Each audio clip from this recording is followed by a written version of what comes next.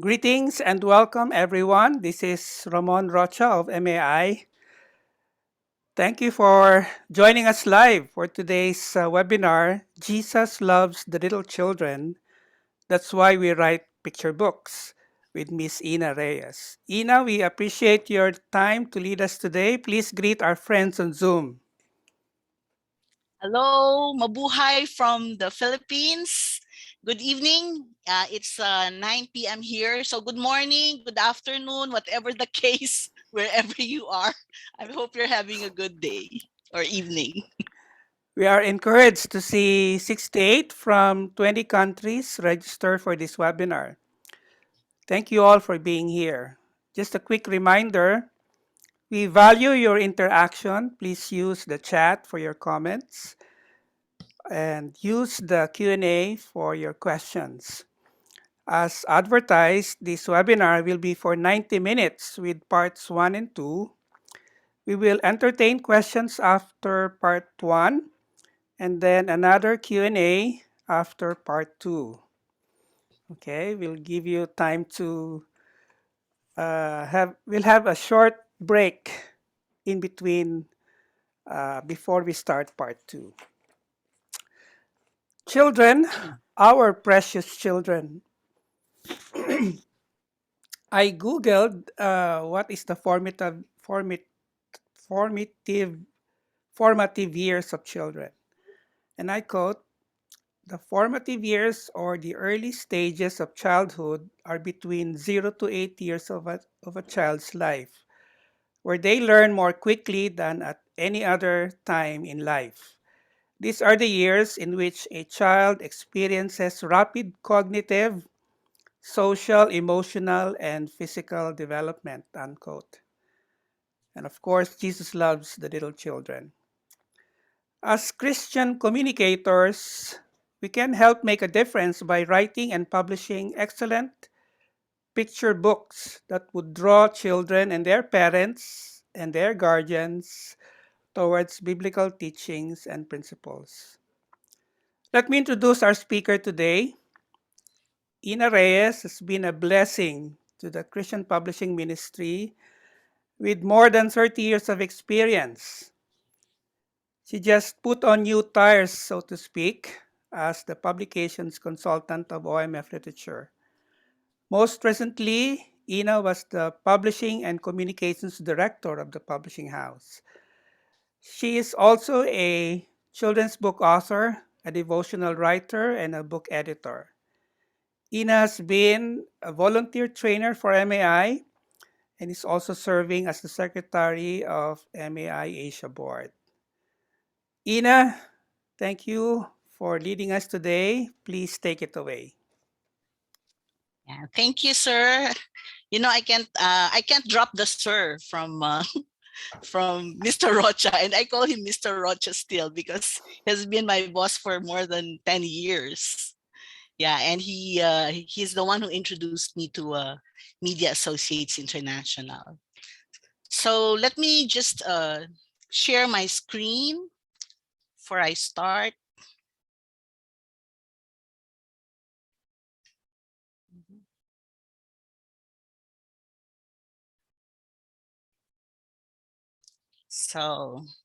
So this is OMF Literature, and the OMF Lit staff greets Mabuhay. So, you know, Mabuhay is a Filipino greeting, which means wishing you a long and prosperous life. So as Mr. Rocha mentioned, um, I worked with OMF Literature as publishing and communications director for almost 32 years. And now I'm wearing a new hat as a publications consultant, you know, because in the Philippines, in OMF Lit, the mandatory age, retirement age is 60. So when I turned 60, I had to retire. Retire, you know, so plus hyphen plus tire. So I am retiring, wearing new tires. All right.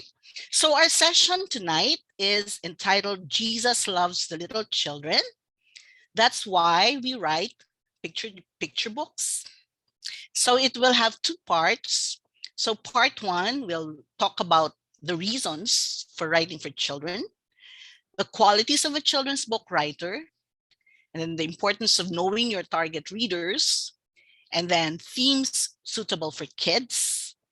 And then we'll have a Q&A after part one, and then we'll have a quick break, and then we'll dive in to part two, where we'll take up the elements of a picture book and the steps in writing a picture book. All right? Okay. So a few months ago, I was one of the respondents in an online survey among writers for children. And one of the questions that was asked was, I write for children because, first option, I love children. I have ideas that I think are appropriate for children. Children are the best audience for my kind of writing. I find it easier to write for this group of readers. Writing for children is challenging and I love challenges. Or if you have another reason, then there is a blank for that. So if you were to respond to this survey, which answer would you choose? All of them are actually good reasons, right, for writing for children. However, I noticed that these options, these reasons, are focusing more on the writer than on the reader. So as Christian writers, we are called to serve our readers. And as children's book writers or aspiring children's book writers, our purpose for writing should be to serve our young readers. So let me propose 3 reasons that are centered on children. All right. We write for children because first, children are image bearers of our Creator God and are precious to Him. They deserve the best tools for learning and enjoyment. And one of the best tools that we can give them is a picture book. Second, children are in that crucial early stage of discovery and learning. Their minds and hearts are most receptive to learning new things at this stage. Therefore, as Christian writers, we have a great opportunity through the picture books we will write to teach them about God and His creation and His wonderful plans for the world. Through our picture books, we can introduce the Christian worldview to children. We can impart Christian values to them. And believe me, the stories that children love, in their childhood, they will keep that in their memory bank and in their hearts for the rest of their lives. And third, children love stories. And it is through stories that they best learn universal concepts like love, friendship, beauty, happiness, life, even death or fear. So through picture books, we have a great opportunity to show them biblical truth about these concepts. So I think these 3 reasons are compelling enough to encourage you to write for children. But you are free to add more, especially if there is a reason that the Lord has planted in your heart. Okay, back to the survey that I answered. There is another question. There was another question that was asked, and this is, what is your main objective when you write for children? So my main objective when I write for children is to entertain them, to teach them a concept or lesson, to help them learn about who they are and how they fit in the world, to encourage them to explore and learn about the world, to make them aware of things around them, and to help them learn how to read and appreciate reading. And then there is another blank. Okay, I think as a Christian writer, the answer that best fits us is the third one. our main objective in writing for children is to help them learn about who they are and how they fit in the world. As Christian writers, we have biblical truth to share with children that will help them learn who they are. Firstly, that they are image bearers of the Creator God, and how they fit in the world, that they are in the world to love and obey the one who created them and to honor him in every aspect of their lives. And that they were destined to rule over God's creation with care and with excellence. Now, how to convey this big message, this life-changing truth, through stories that connect with children and through stories that they will enjoy reading and books that they will enjoy looking at. That is the challenge for us children's book writers. All right, so what do you think are the qualities of a children's book writer? I believe that, oh, I'm sorry, I should have shown this slide. So we write to help children learn who they are and how they fit in the world. All right. So I believe writing for children is both a calling and a craft. Not all writers are called to write for children.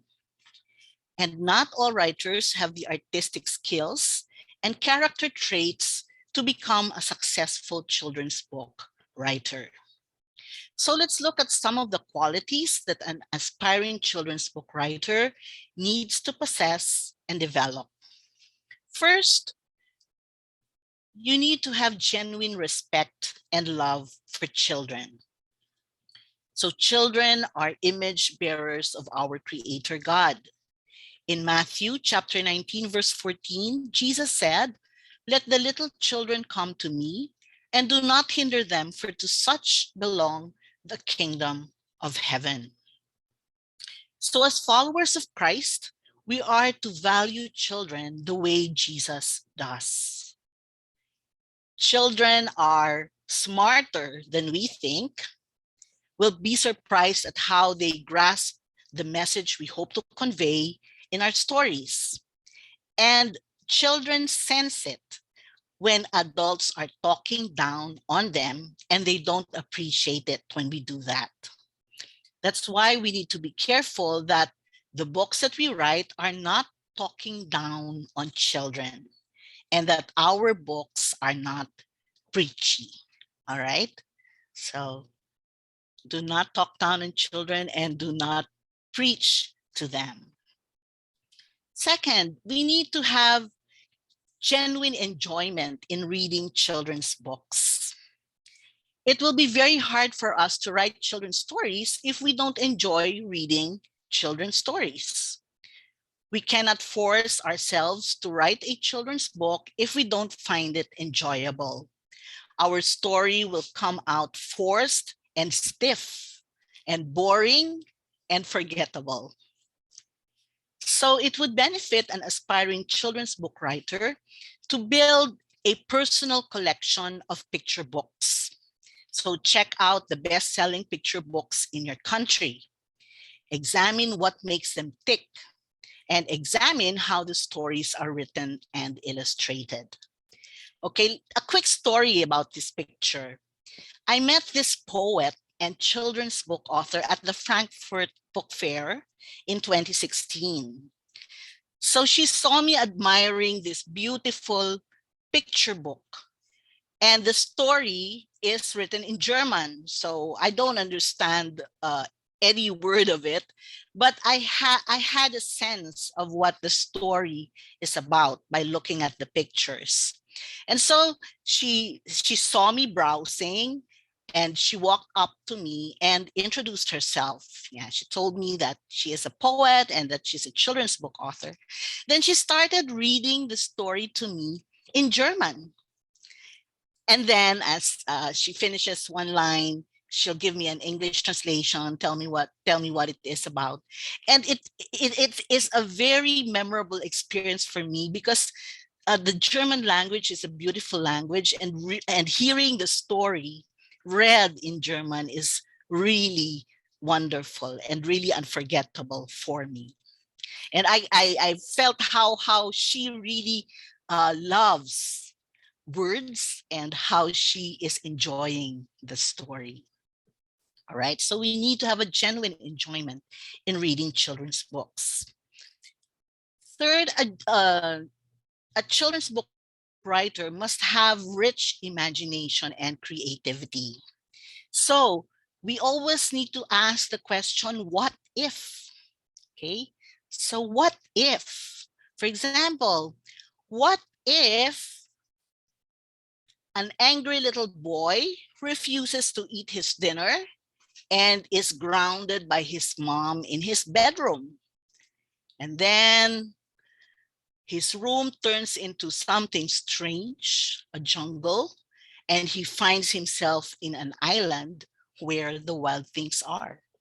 So you have the wild Where the Wild Things Are by Maurice Sendak. Or what if a house lizard is enamored by a cute little girl, but the girl's dad happens to be that little boy long ago who hunted lizards and trapped them in a bottle. And so all the lizards are scared of the dad. So would the lizard dare jump from the ceiling and make friends with this little girl? So that is the question behind this story, being Butiki's new friend. So Butiki is the Tagalog word for lizard. Okay, so this is the story behind the book that I wrote for my niece when she was only 5 years old. And I wrote it in Filipino because my niece was trained in English, and so she didn't know how to speak our national language. And so I told myself, I know what I can do. So I wrote the story in Filipino, and she really enjoyed it. And now my niece is in her 30s and working with kids as an occupational therapist. So a playful mind, rich imagination, and a good dose of creativity, these are what we need to possess and to develop if we want to write stories that will capture the imagination and the enjoyment of very young readers. Next quality is the ability to communicate universal concepts, not just in simple terms, but in new and interesting ways. We can develop this when we have genuine relationships with children in our families, in school, in church, in our communities. So when we listen to them and communicate with them on their level, we will get a good sense of how they speak, the words they use, and the ideas and stories that connect with them. For example, in this book, I Am Scared, the writer presents a universal concept and experience, and that is fear, right? And she does this by talking to kids about things that scare them, like thunder or the dark or going to the dentist. And at the end of the book, she gently reminds them that they don't need to be scared because God is with them all the time. Or how do you teach the concept of patience to children? By showing them what being patient looks like in experiences that are familiar to them, like completing a puzzle or like waiting for somebody. So throughout this book, the author showed what it means to be patient. And by the way, this series, it's B the D or D the B series. We already have 10 books in the series, and children love this series very much. And then a sense of humor and wit and fun. So those are my That's my nephew and my nieces, and that's my brother. So children like to laugh and have fun. They can find something to laugh about in almost everything they see and hear. So they laugh when someone burps or farts. They laugh at tongue twisters. They love stories that make them laugh. That's why Walter the Farting Dog has become a New York Times best-selling series. So funny picture books are the most fun to read aloud and to read aloud over and over again.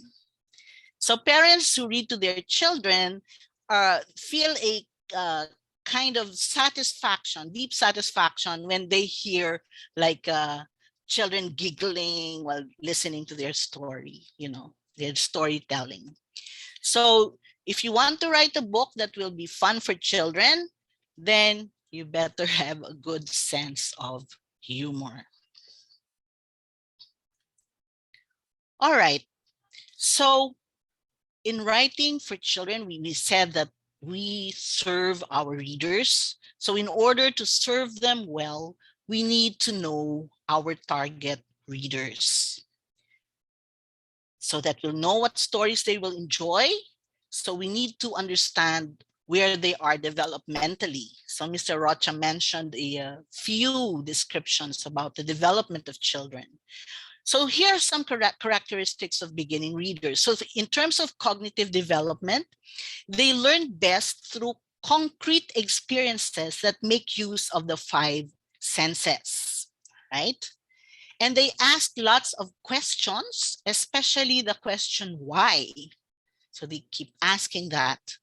And then their memory is becoming stronger, which means they often remember surprising details. So that is one thing that you need to take note of, they remember surprising details. So in the illustrations, you'll be surprised at the little details that kids can see and remember. And their imagination is becoming a primary vehicle for learning. Now, in terms of reading appreciation and ability, they show interest and enjoyment of books.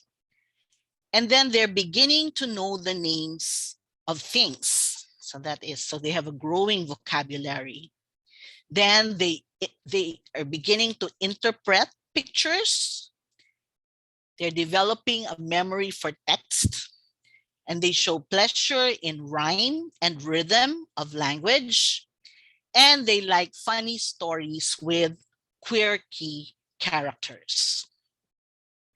Now, in terms of emotional and social development, they have strong emotions and are beginning to learn empathy. They are learning rules, responsibility, and they distinguish what is right from what is wrong. They are learning initiative, and making friends is an important part of their development. Now, in terms of spiritual development, they are literal and concrete in their understanding of God and faith. And they ask existential and theological questions like, what does God look like? Or why can't I see God? Who created God? Why are we here? Will I die? Where will I go when I die? Why do people do bad things? So these are challenging questions from children. So as we seek to understand children more, we also need to be aware of their rights. So here's an infographic of the United Nations Convention on the Rights of the Child. So this is an important agreement by countries that have promised to protect children's rights. So among the rights of children that are illustrated here are right to life and survival. So the right for a name and nationality, the child's right to identity, the child's right to an education, to the best healthcare possible, right to privacy, and right to give their opinions freely. So If you want to know more about the rights of children, you can go to the website. All right. Okay. So what themes are suitable to children? Okay.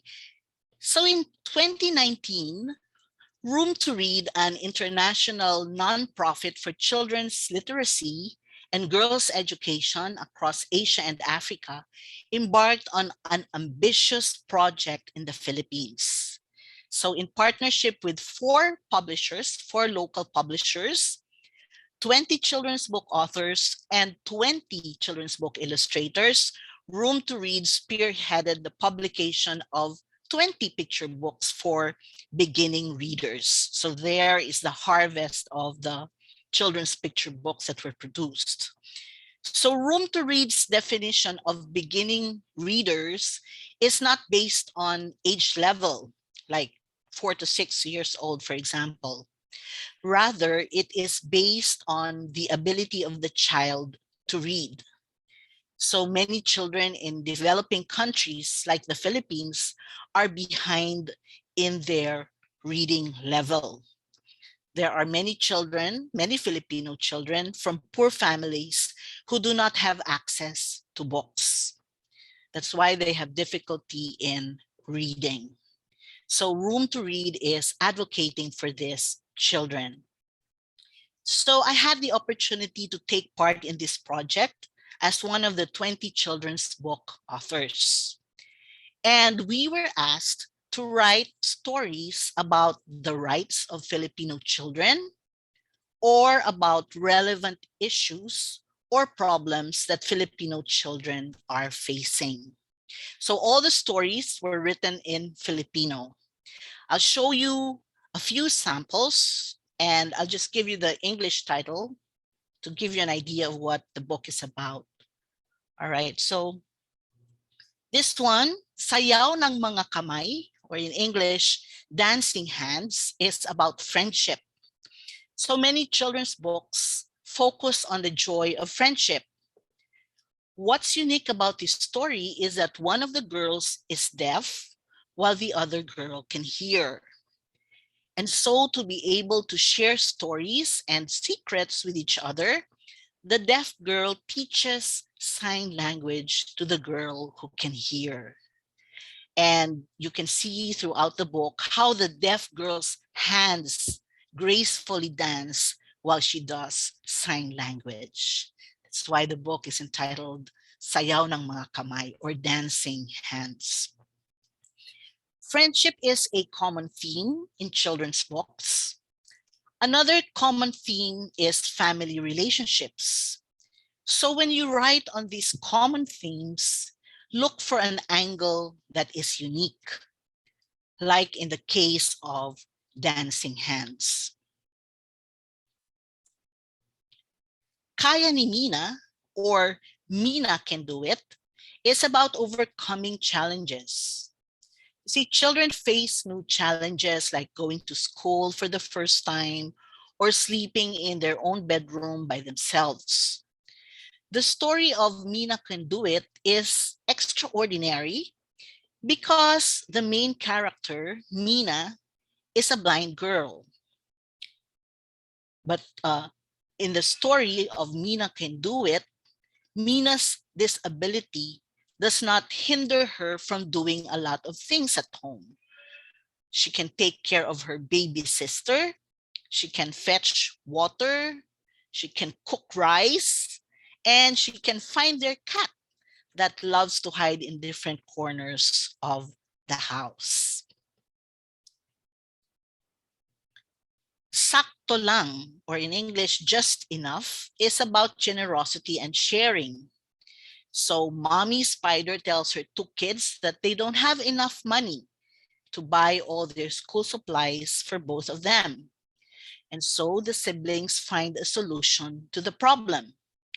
They agree that one will get the new bag while the other will get the new pair of shoes, and so forth and so on.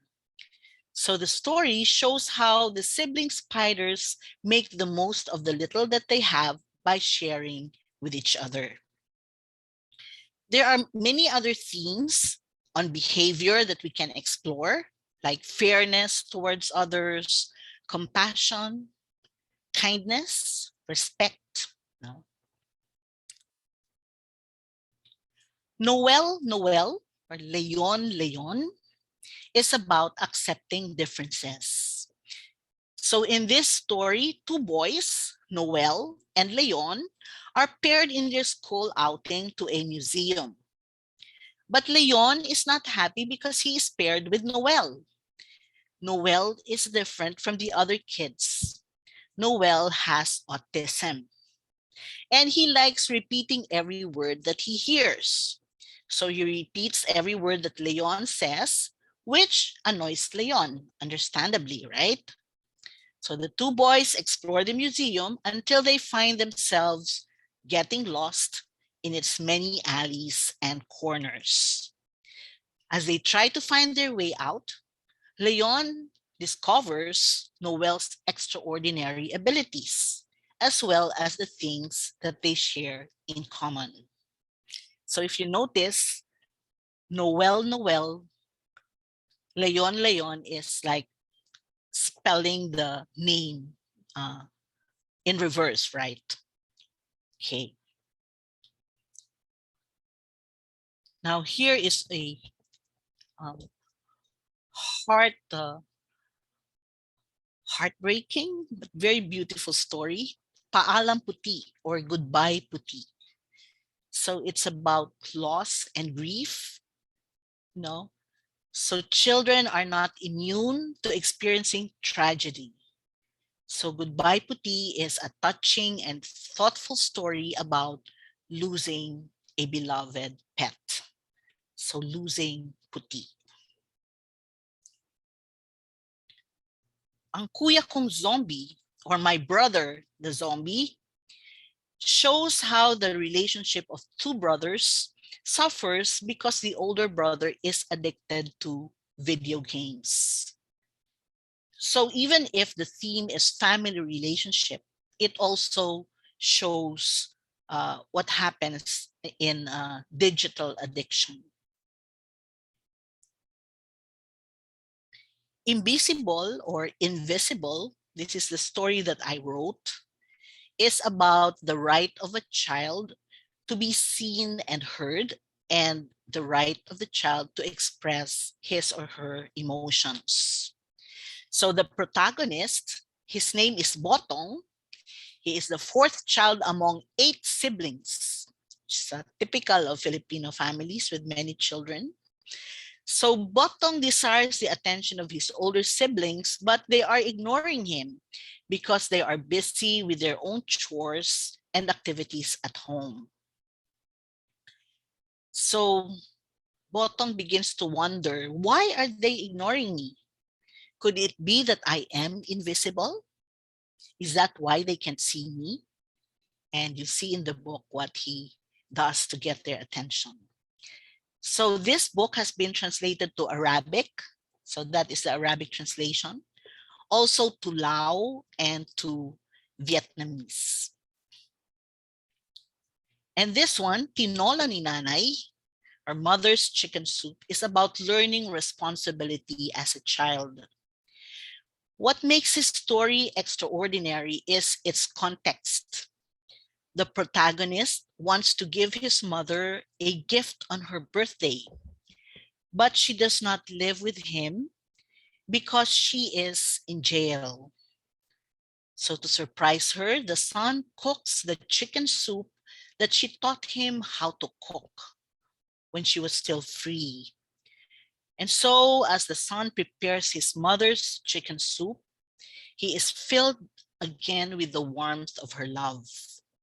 So the chicken soup in this picture becomes a symbol of the mother's love. This story resonates with Filipino children because our local chicken soup, which we call tinola, is a comfort food among Filipino families. So this book also has an Arabic translation.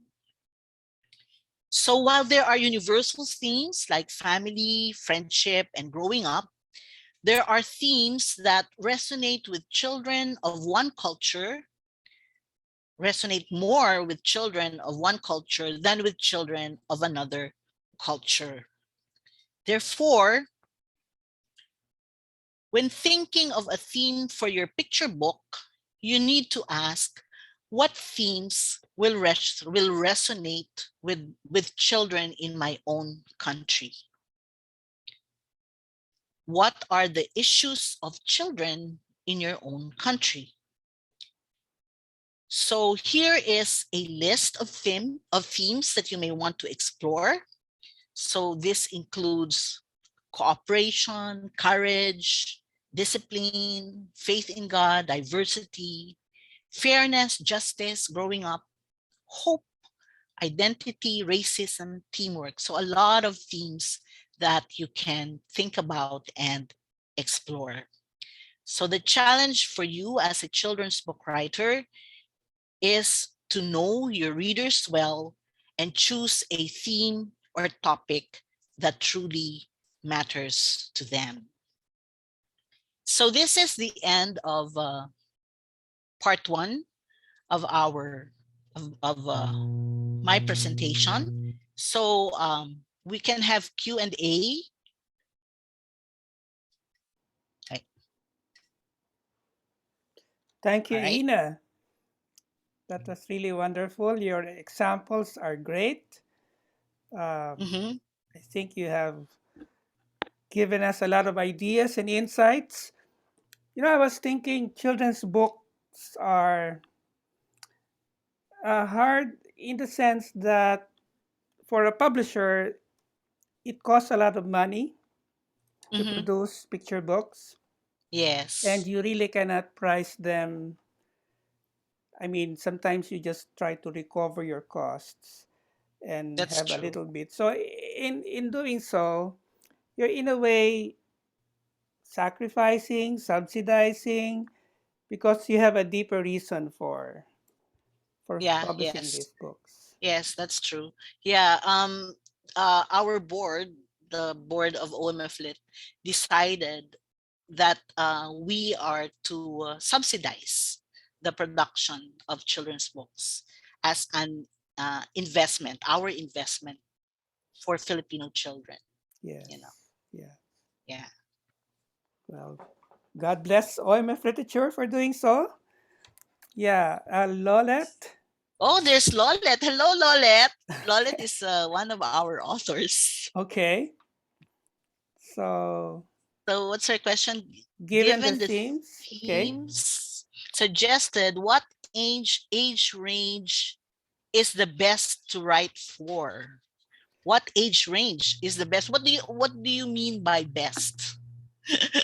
um, I think it really depends on your goal, no, because the age range differs. So for beginning readers, let's say 4 to 6, um, there are themes that are better for that age range than for, let's say, 7 and up. So so can you tell more what your question is about? Like what do you mean best for the writer or best for the readers? So in terms of the writer, what is best for you is where you are most competent at, you know, because like we have an excellent children's book author, but he really is very good with words. He is a literary guy, but he has difficulty writing for children below 6 years old, because writing for these kids, you have to write in short sentences, and you really have to think about how best to convey your message in very few words, you know. So for like literary writers, I don't think they will I think they will find it hard to write picture books. Jose Carlos has a question from Mexico. Wonderful presentation, Ina. What was the production time for illustrations for one of the books you presented? Production time, maybe.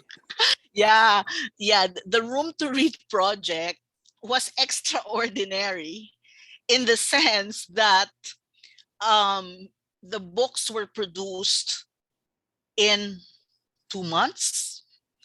So the writing and the illustrations. So we had the writing workshop in September, and then the illustrators had their own our writer workshop for illustrators, and then they had to rush the artwork, and we had a soft launch in December. That is not normal.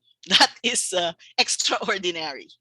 But how it was done was also extraordinary, because what Room to Read did was, like, they put all the 20 writers. They brought us to a beautiful resort in Bohol and housed us for 1 week to think about the story, and we had to think of 2 stories, during that week. And for the illustrators, they did a different set of workshop for 1 week also. So they had to conceptualize the illustrations. But the good thing about that was they worked in teams. So they had the benefit of sharing ideas with other illustrators. But that is not ordinary. Illustrating children's books, I think, would take around 3 months to 5 months. So it depends on the first, the ability of the illustrator, and second, on the number of projects he's doing, because illustrators usually are doing different projects all at the same time. So yeah. How we wish Room to Read will do the same program in many other developing countries. Yeah, Other, they're doing that in yeah, they've done that in Vietnam, yeah. in Laos, I think in Sri Lanka, and other African countries. So for the Philippines, it was the first time in 2019. So Right. our participants contact your local Room to Read representatives and encourage them to do the Correct, correct. same. Ali Kennedy is asking, Hi, Ali. why should parents fight for their kids to love and be formed by picture books versus, say, educational TV programming or education apps? So how do Yes, you yeah. encourage them to read versus That's a good what's on? question, why should you fight, for your kids to read picture books? Um, because reading has its own benefits, no, that a child won't get by reading apps. So reading enriches the imagination of the child, because even as the child looks at the illustrations, that's he also has his own story that is developing in his mind as he reads. So he imagines, and he has his own interpretation of pictures. And also the tactile experience, of turning the page. See, that also has a benefit for the child, in terms of being in touch with your emotion, with your thoughts. And also, I think, especially for very young readers, it's the experience of the parent reading with the child that has a psychological benefit to the child. Being close to the parent reading, that is a special experience for the child. So there are a lot of benefits, I think, in reading the actual print books instead of reading the app. Yeah. That's really a big challenge nowadays because a lot of busy parents would just hand over the Which is not good. It's the not good. screen to the Yeah. children and say, "Go ahead and what's Yeah, your favorite yeah, show or something. yes, That's really yeah, hard. Hmm. yeah. So children who are used to reading apps, I observed are more impatient, are I can do. easily bored, you know. Hmm. Yeah, and I think well, I will still look for data for that, but I think in terms of critical thinking, I think it's the print book that helps develop comprehension and critical thinking. I just don't Very have good. the data, the scientific proof in my hands now, but I'll look for it. Jacqueline Lucano, in writing for children, does the tone change? She's thanking you for amazing presentation. Thank you. Does the tone? What do you mean? Does the tone change? Hmm. Um, the tone would depend on your story, on the theme of your book. So there may be stories that are light and happy and fun, and there may be stories like the Goodbye Puti that is about death and loss. So the tone there is somber, you know, sad. So it really depends on the kind of story that you are writing. Yeah, and that the tone is expressed not just in the words, but especially in the art also. So we'll Mm. look at Mhm. that in the second part of the Yeah, presentation. that's very important because it gives life to the story, the illustrations. Yes, Yeah. Mhm. yes, yes. Bethany Baker Uh-huh. Anderson, hello and thank you. Has the Room to Read project continued in any form after that 2019 experience? Yeah, There, they Room to Read had another project during the pandemic, and mhm, they did it via Zoom virtually. mhm, So many participants from different parts of the world were able to join, I see. and I know that um, they're planning to do more in the Philippines, because especially because the regional director for Asia is a Filipino, Mhm, and he really was amazed at the fruit of that project, you know. mhm, mhm. So he was ecstatic, and not just him, but the whole Room to Read the team there, international team. Yeah, Wow. I wonder where the funding comes from. from Room to Read. Oh, so international. So Yeah, it's international. they have they Yes, have donations yes, yes. from. Yeah, Okay, okay. yeah. Okay. Any other questions from our participants? Oh, there's Barini. Hello, Barini. What's the rationale for low price children's books when the same parents pay expensively for toys? Precisely, right? I mean, I mean, how come parents are willing to pay lots of money for toys, but for books they are not, you know? So that is a, but that is a challenge, especially for publishers, because um even if uh even if we try to produce really great quality books and price them higher, parents complain. And you know what? Mhm. And some parents say, like, they will say, how come this is so expensive when there are only few words here? It's like they are paying for the cost of each word. Is that it? So we really need to help them appreciate the value of really the work that is invested in a children's book, you know. Yeah. So So Inge was commenting or asking, the question was done in Asia, but you said the aim was also to reach African readers. Did you get some books published for Africa also? no, they what I mean is that Room to Read has worked in Africa.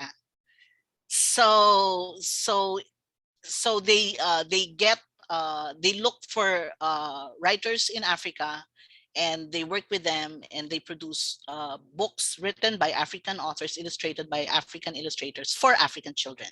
Yeah. Mm-hmm. So that's what they do.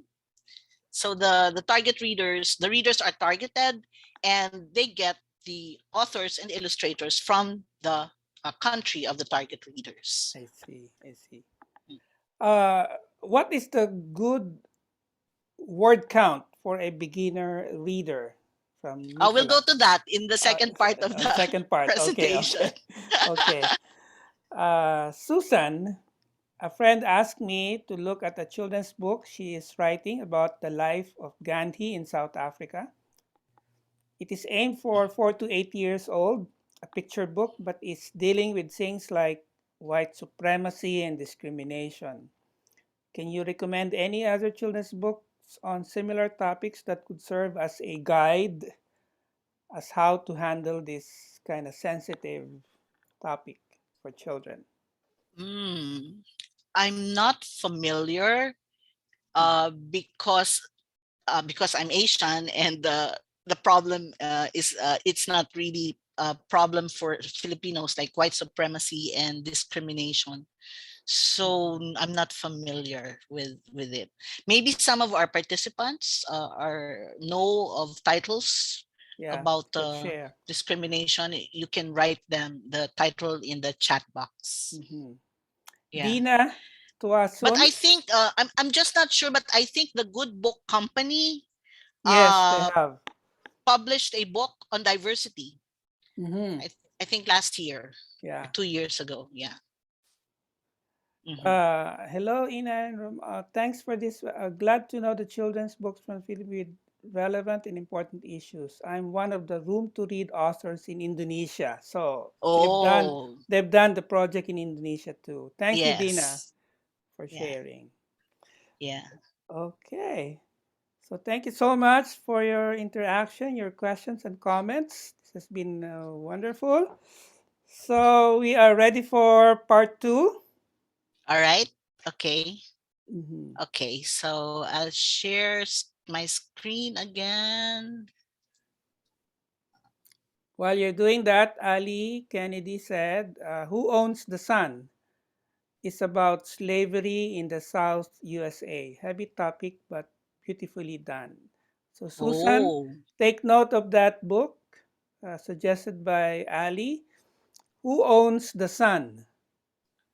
the Uh, sun spelled as S-U-N. S-U-N, yes. Who Owns the Sun? Oh, It's about slavery. oh, So, that yeah. would be an interesting book, children's Yeah, book. yeah. I'm sure our participants from Africa may know children's Yes. books on the topic. Yeah.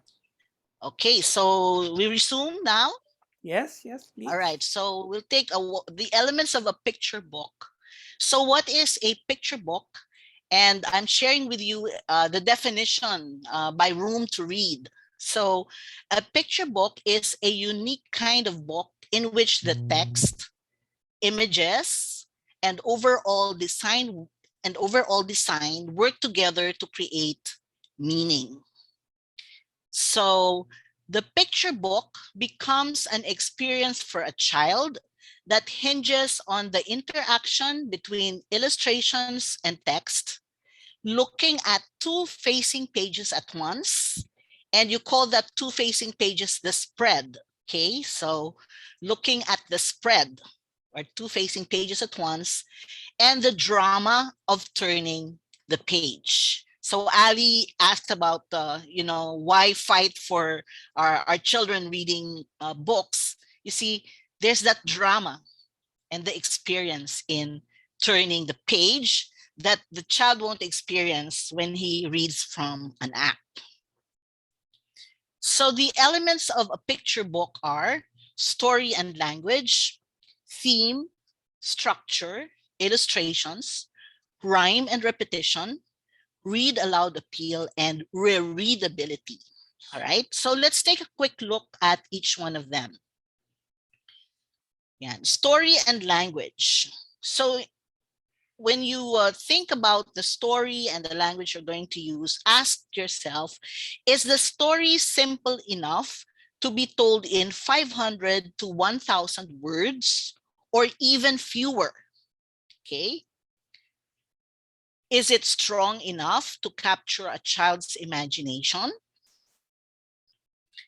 The story should be logical, though that doesn't rule out introducing an element of nonsense. Think Dr. Seuss, the books of Dr. Seuss, right?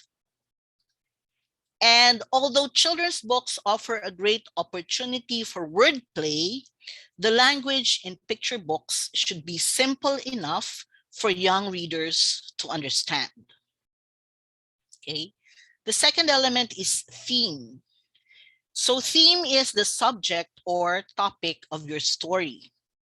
So is your story intended to inspire or to amuse, or is it to inform? A story can touch children on an emotional and spiritual level, like stories that reveal the character of God to them. So the challenge for you is how to write your story without being preachy. So win the hearts of children through stories that give them hope.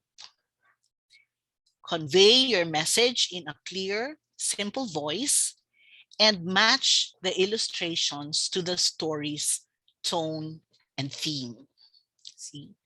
So here, like here in the example of dancing hands, so you see the soft colors, pastel colors that the artist used, to show the softness of the tenderness of the friendship between the two little girls, right?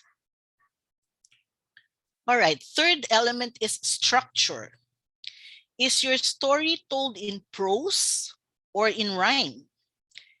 If it's told in prose, make sure it makes sense and that point A flows to point B.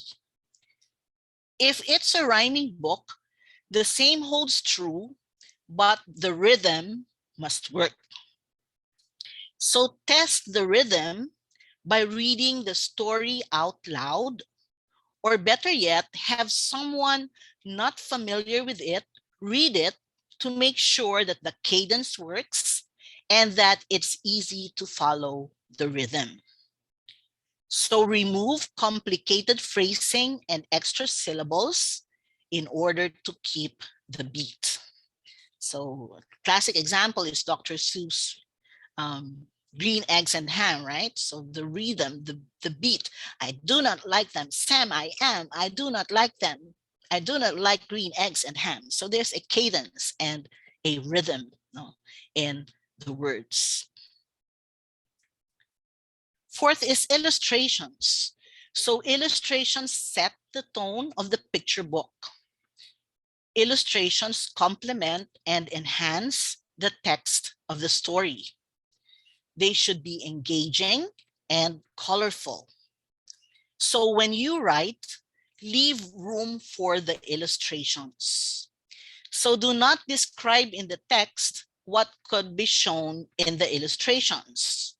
So no need to say yellow car or round ball or curly hair, because those details can be shown in the illustration. So you can use your number of words in the parts of the story that are more important. Rhyme and repetition. Lyrical language and pleasing rhythm are important.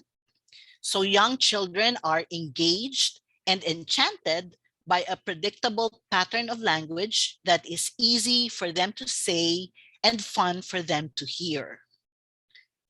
Use a pattern and or repetition. So many successful picture books have a memorable refrain that's repeated throughout or repeated with a light change each time. So a classic example is Robert Munch's Love You Forever. It has the refrain, I love you forever. I like you for always. As long as I'm living, my baby you'll be. So this refrain reappears throughout the book, but in a different context or in a different life stage. See? Number 6 is the read aloud appeal.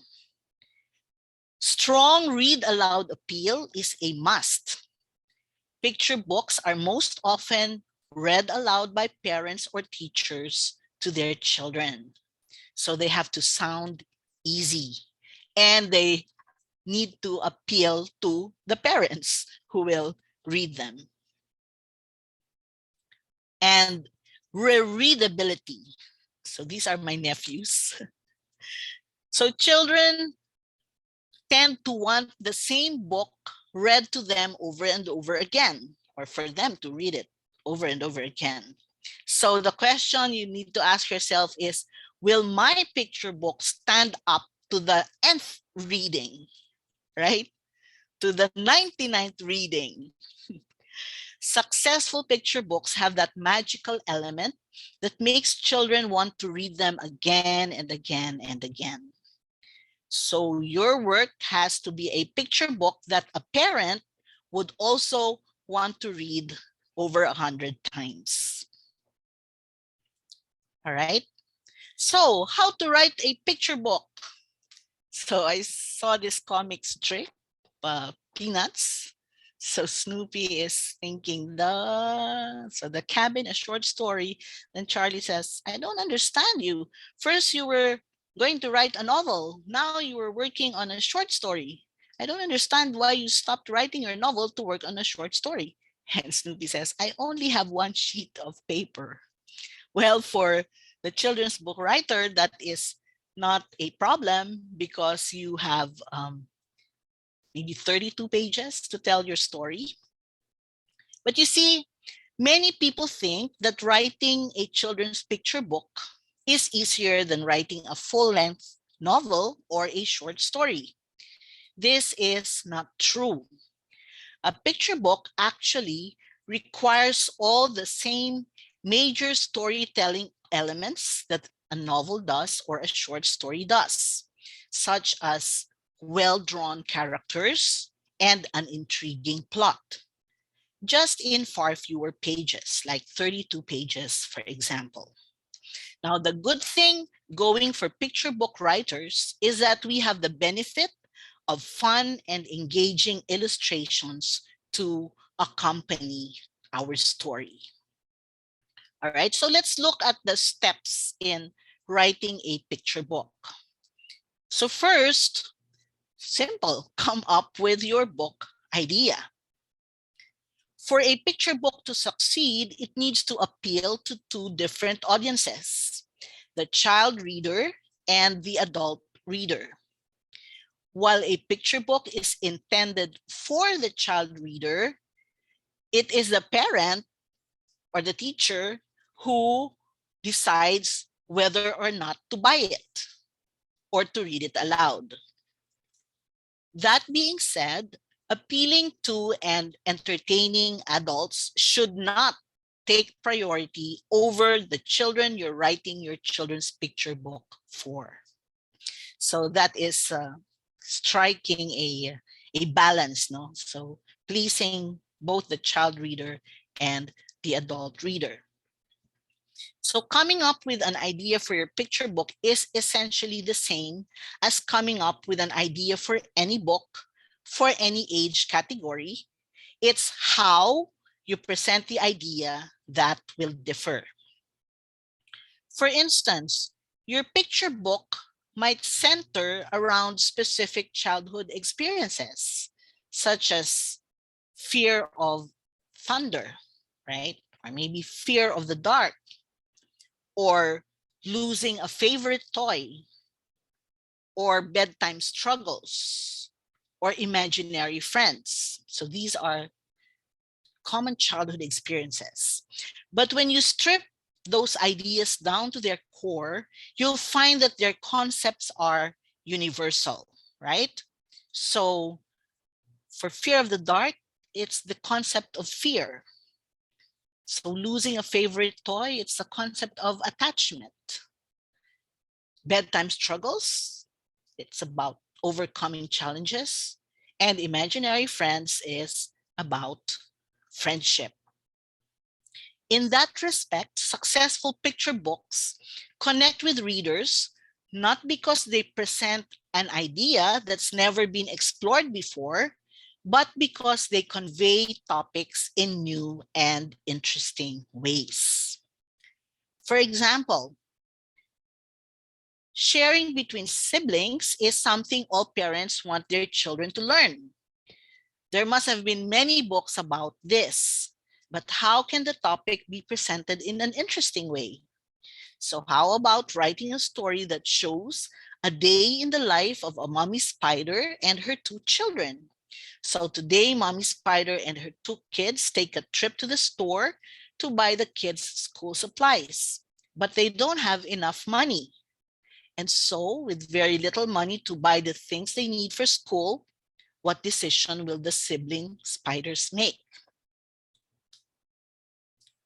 Then, to ensure your idea is solid, ask yourself the following questions. Am I presenting the theme of my book in a way that is relevant to children? Do I explore the theme of my book in a way that feels unique? Will my book appeal to parents as well? So as an adult yourself, think about the picture books of your childhood that have stuck with you. And then take note of the elements that have kept the book fresh in your mind, even up to now that you're already an adult. So think about that when you're thinking of the story that you will write. And then determine the specifications or the specs of your reading category. So the way you tell your story should depend on the intended reading age of your picture book. This includes the illustrations. For example, here, the specs for room to read. So for beginning readers, 4 years old and above, so the maximum number of words for us, given to us, was 130 words only. So not more than 130 words. So 0 to 8 words per sentence, and 0 to 6 sentences per page, and 32 pages. So you must be wondering, why 0 words per sentence, or why 0 sentences per page? Because there are wordless books. See, there are books that have no words, but there is a writer behind that wordless book. Okay, a writer who thought about the story. So quick trivia.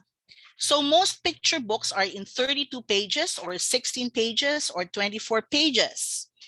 Notice that these are pages divisible by 4. This is because in printing, the pages are printed on large sheets of paper known as signatures. So signatures have multiple pages printed on each side. So the use of signatures speeds up the printing process, simplifies the binding operation, and reduces the amount of paper waste. Signatures contain page counts in multiples of 4. That's why children's books are either 16 pages or 24 pages or 32. So it helps to keep this in mind when developing your picture books. That's also the reason why we have word limits in picture books.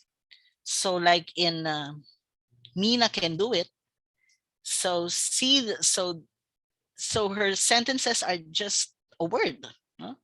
Maglinis is she can clean, you know. Mag-igib is she can fetch water. So Tagalog is easier, right? Has more economy in words. And here in Tinola ni Nanay, Mother's Chicken Soup. So ibinuhos ni Kaloy ang tubig, that is just 5 words. in a sentence. So in English, like Kaloy pours the water. Okay. Now back to our steps. Work out your narrative voice.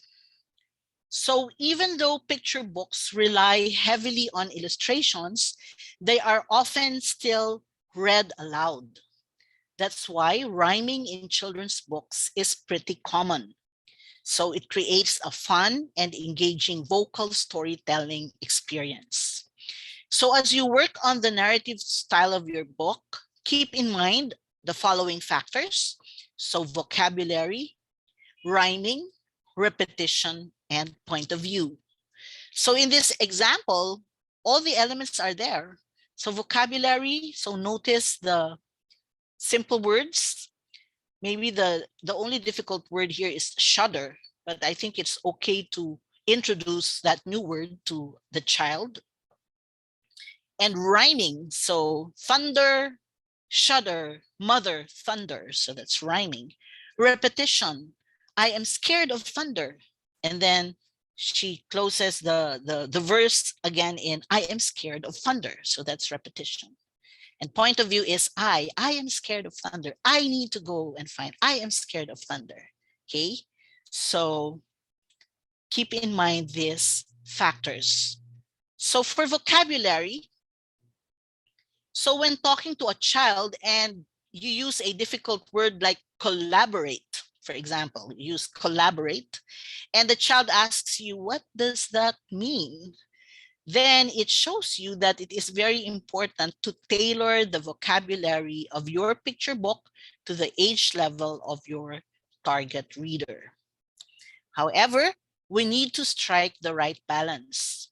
We want the vocabulary to be accessible to children. At the same time, we also want to offer them the chance to expand their understanding of language with the help of illustrations. Now, to help you determine if the vocabulary in your book is age appropriate, you can do two things. First, read other picture books to compare. And second, get feedback from parents and from the children themselves. Repetition.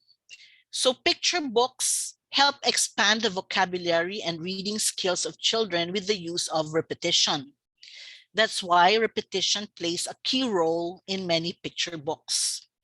The use of repetition allows children to anticipate what the next word or sentence of a story might be, encouraging them to participate in the act of reading and following along. So here, like God is with you is repeated in every line, right? God is with you in the darkest dark. God is with you when spiders crawl. God is with you when thunder roars. So that is very effective, the use of repetition. Rhyming.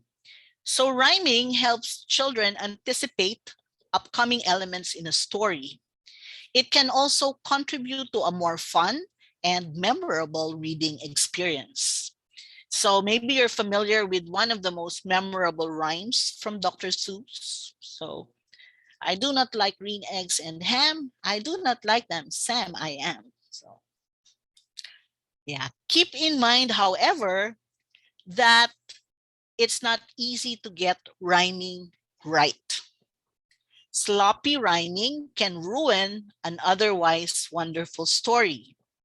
So if you decide to write in rhyme, you need to really work hard on your choice of words.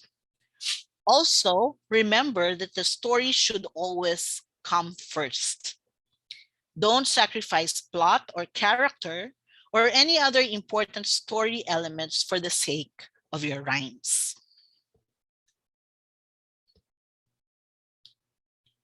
Point of view refers to the perspective of the narrator. So if a story is told from first person, the narrator is the person the story is happening to and will use words like me or I.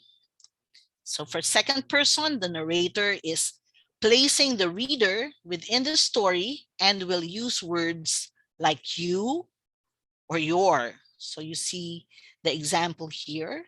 So God is with you, God is with you, God is with you. Third person, the narrator is telling the story from outside the action. So this point of view uses the words, the pronouns, he or she. So deciding the point of view you want to use is a big decision when it comes to how to write a picture book, and all of them have their own strong suits, depending on the story you're telling. Fourth, develop a strong narrative structure.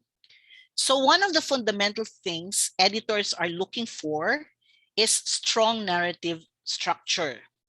Your young readers too, although they may not be aware of it, are looking for an engaging story with a beginning, a middle, and a satisfying end.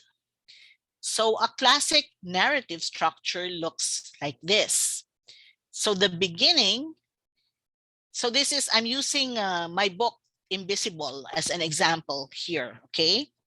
So the beginning introduces the protagonist, his desire or motivation, why he wants it, and the problem to attaining it. So the protagonist has a call to action. So here it says, Botong, gustong-gusto ni Botong maging bida sa mga kapatid niya.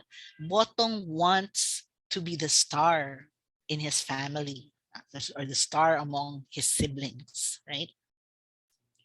So middle, so the problem escalates as the protagonist attempts to solve the problem and attain his desire.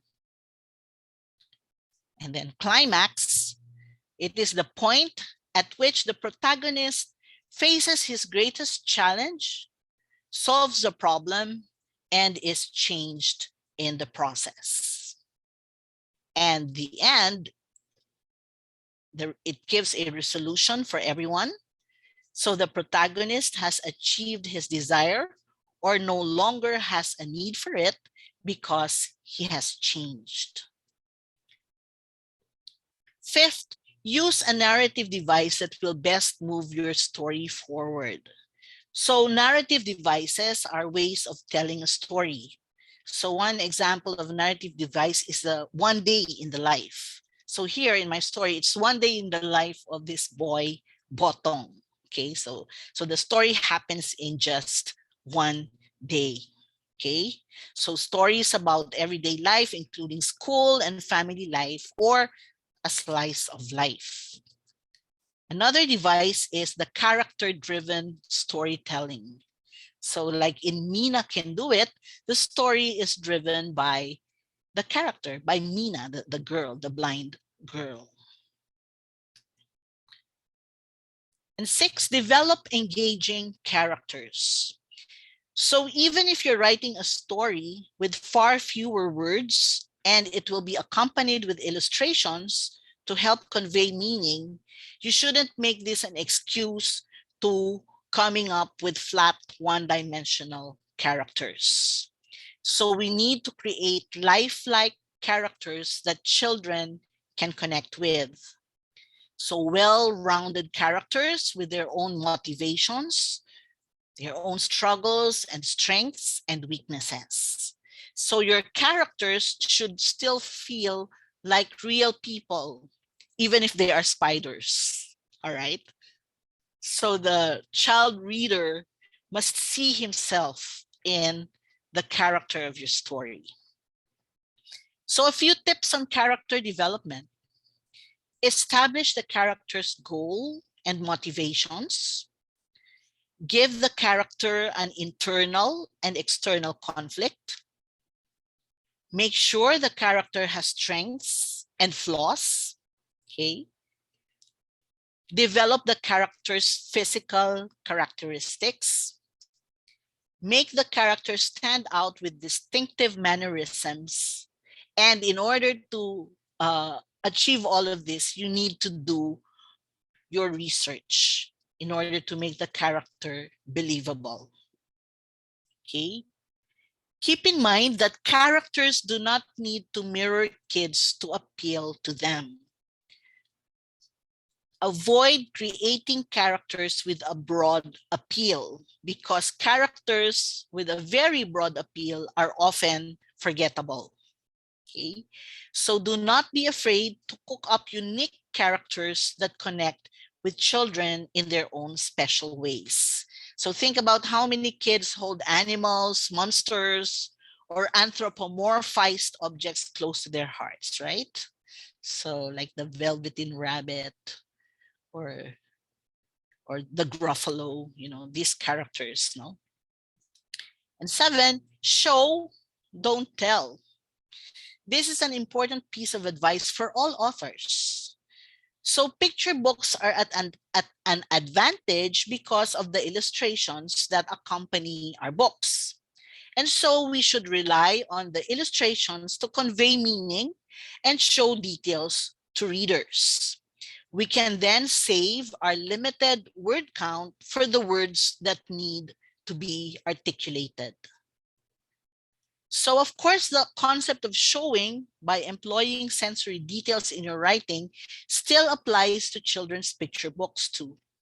For instance, like in Imbisibol, I didn't need to repeatedly remind readers about how annoyed and frustrated Botong becomes throughout the day. So I showed on every spread the attempts made by Botong with every sibling and how he was ignored.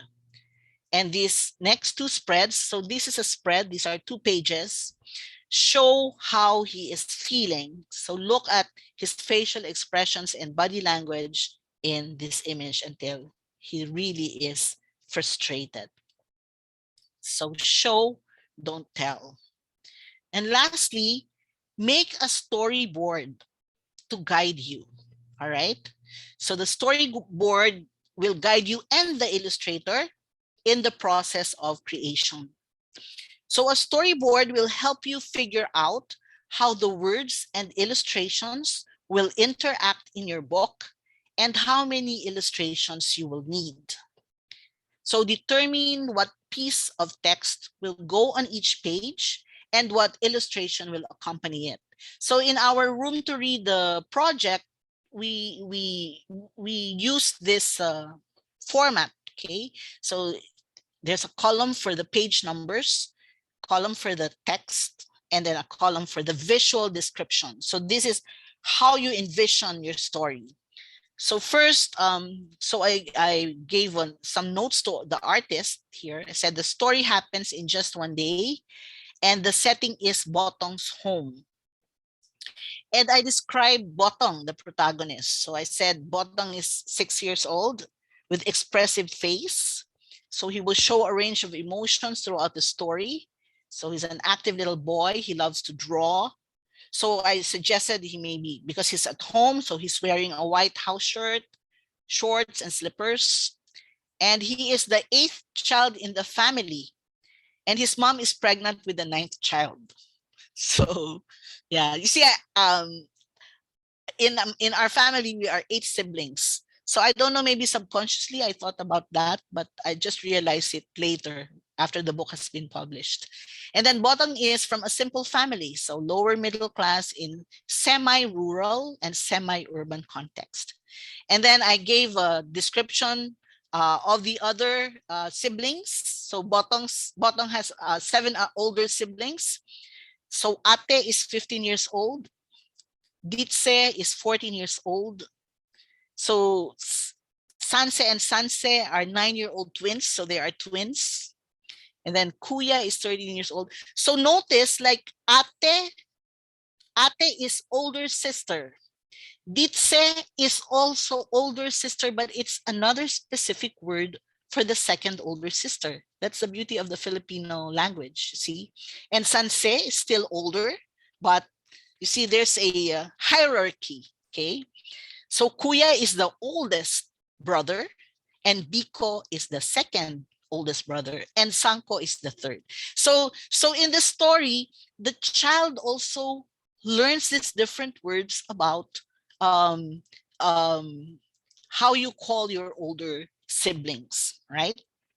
So this is the visual description. And then, for example, so for pages 2 and 3, which is an opening spread, so the text, so this is my story. So gustong-gusto ni Botong maging bida sa mga kapatid niya. So Botong really wants to be the star among his brothers and sisters. So what I have in mind is, so Botong is singing in front of the mirror. So show on his face that he's feeling the song that he's singing. And he's holding a broom, using it as a microphone. All right? And then in pages 4 to 5, so the text is, pero abala silang lahat kaya hindi siya nakikita. So in English, it's, but everyone's busy. All of them are busy. So they don't see Botong. So the visual description is, so Botong is busy drawing, and his work table looks messy with his colored pencils and paper.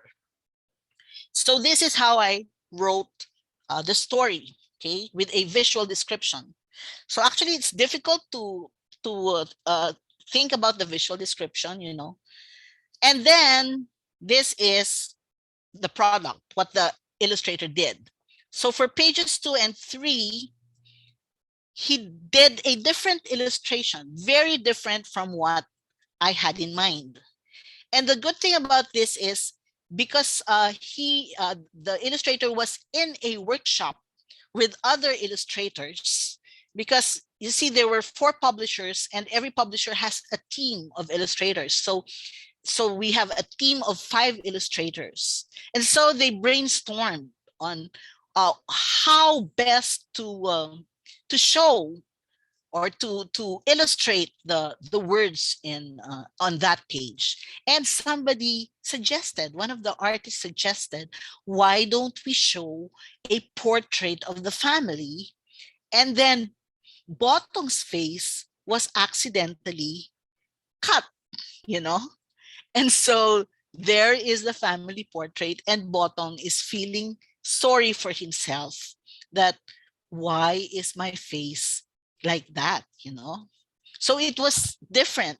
So as you can see, because the picture book is a collaboration between the author and the illustrator, they have to agree on how best to show on the spread the words of the writer. But on the next page, he actually followed my suggestion, but he added another element. The artist thought of like giving a clue on what is happening next. So like while Botong is drawing, we see the right foot of his older sister of Ate. And so the next spread will show Botong with Ate, or the older sister. Okay, and so forth and so on. So every spread shows Botong with a sibling. All right. Okay, so this is the illustrator. The illustrator is Mike Amante. Okay, so see, this picture book is really not just my book, but our book. So my book with Mike Amante. So it is the illustrator who brought to life, who thought of the face of the little boy, who's really a cute little boy, and I believe really that he's very successful, because as you can see, among the other in the batch of these 20 children's books, Imbisibol is the most translated. So it has 3 translations. All right. So that ends the part 2 of my presentation. So we can go to Q&A. If you have questions after the Q&A, you can email me at inasreyes@gmail.com. All right, so we can go to the, if you have more questions, but yeah, I took note of a question that was sent to Mr. Rocha. So from Novia of Indonesia, she's asking what skills are needed to make books alive for kids. as I think I covered that in my presentation, that the writer needs to have imagination, uh, needs to be creative, see, and needs also to know what ticks with children, what children enjoy. No, so you need to listen to children, observe children, okay, so that you would know what books, what stories they enjoy. And then another question from Lydia Lee of Indonesia. What about my kids? In which age can she learn to write a picture book? Oh, well, I don't think there is an age. Well, a really gifted child can write a picture book at 5, I think 4 or 5, right?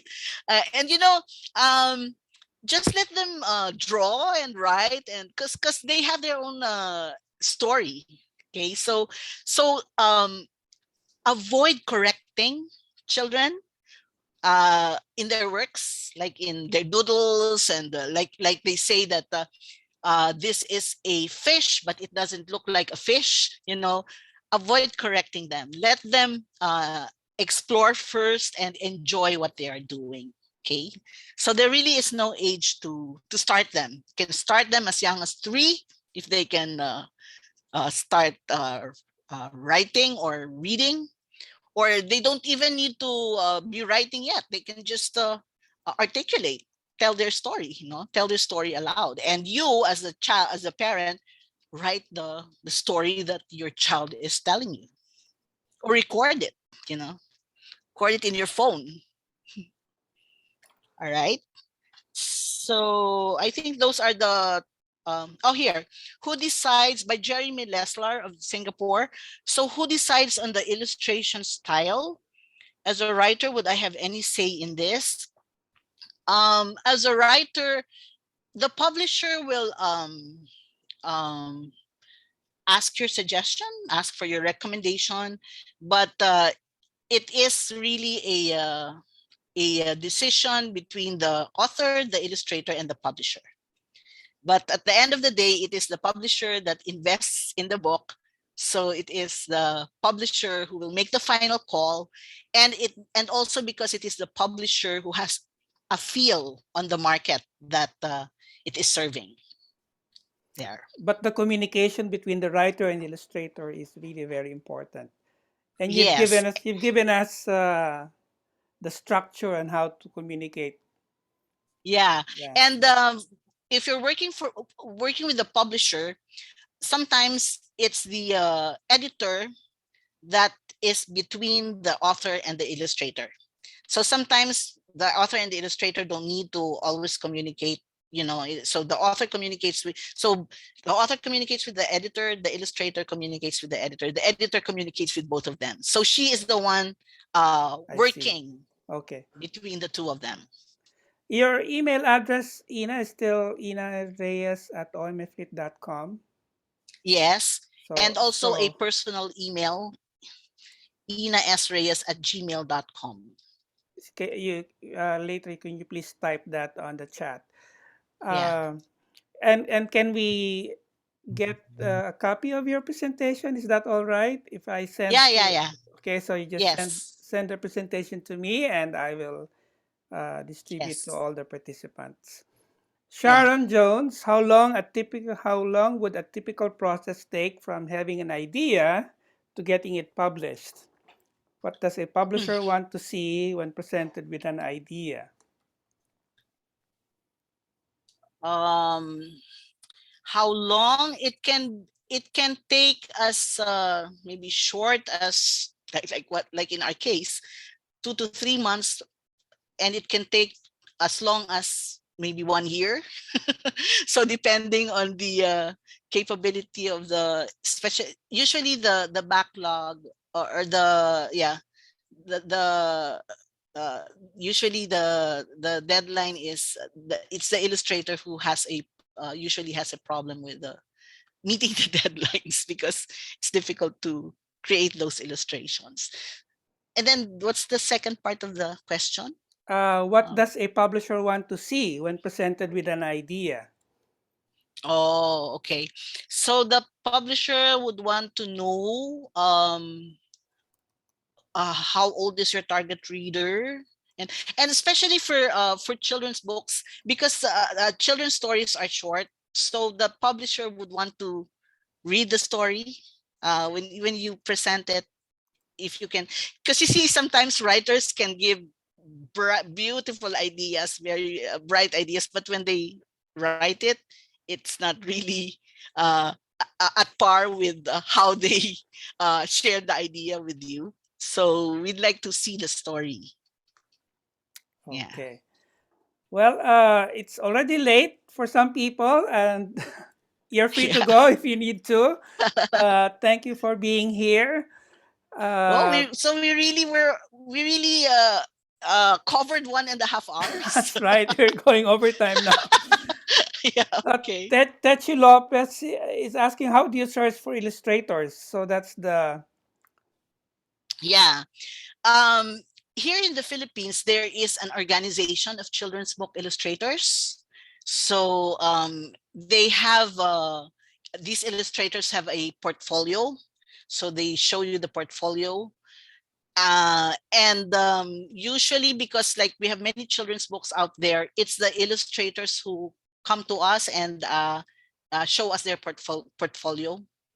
Mhm. And some illustrators we discover through recommendations of other illustrators that we have worked with. Foluke is asking, can we contact them from Nigeria, the Yeah. illustrators that you're working with? Yes, they will be very happy to. Yes, yes. Yeah, our Filipino children's book illustrators are really very good, excellent. Yeah. So, So is there an association or a website they could go to? And I can send you the link maybe, and then you can okay, send it to them. yes, So the okay, name of the organization is, it's in Filipino, of course, Ilustrador ng Kabataan. okay, So in English it means illustrators for children. okay. So you just send me the link, and I will forward it to our participants. Yes, yes. Thank you so much, Ina. That's really wonderful. Thank you for your presentation. There's a lot of words of encouragement here, and a lot of words of appreciation from our audience. Lolet learned so Daghang much, salamat. So, oh, that's Lolet. Yeah. Yeah. and Yeah, I'd love to hear their comments. If they could send me an email and yeah, I give me will their send you comment. the chat. I will send you the chat. Yes. Thank you so much, Ina. Um, really wonderful. We will miss you at Lit World. Sorry. Yeah. Yeah, Next time. yeah. There's There's a next always. little. Yeah, Always a yeah, next one. Yeah. yeah. You can Okay. invite me in your country if you want. Oh, that's there you go. So if you would like to invite Ina to come over to your place, and I have an invitation to Kenya, so okay, that's great. That's great. Okay. So we're saying goodbye. Our next webinar oh, will be by yes, the way, Ina. Mr. Rocha, Yes, they should invite me through MAI. it's all right. MEI Asia. Yeah, Asia, yeah. yeah. We could have regional conferences in the future before the next Lit World, right? To Yeah. make it a little bit more. So thank you everyone for your words of encouragement and appreciation. Susan, Tim, Faluke, thank you all. Our next webinar will be another interesting topic, publishing for teenagers, another age group Mm. that is really a challenge for everyone. So watch out for our announcements regarding the next webinar. Thank you very much. Thank you all for sticking with us, staying with us all throughout the 1.5 hours. Yeah. And we appreciate you being here with us. Thank you so much, Ina. God bless you. It's And my pleasure always. your new role, you're making yourself available for to minister Yeah. to other groups and other people. Thank you. Thank you, everyone. Good night and goodbye. Good night. Good May the night, good Lord morning, good afternoon. have the rest of a wonderful day. Thank you. Bye for Thanks. now.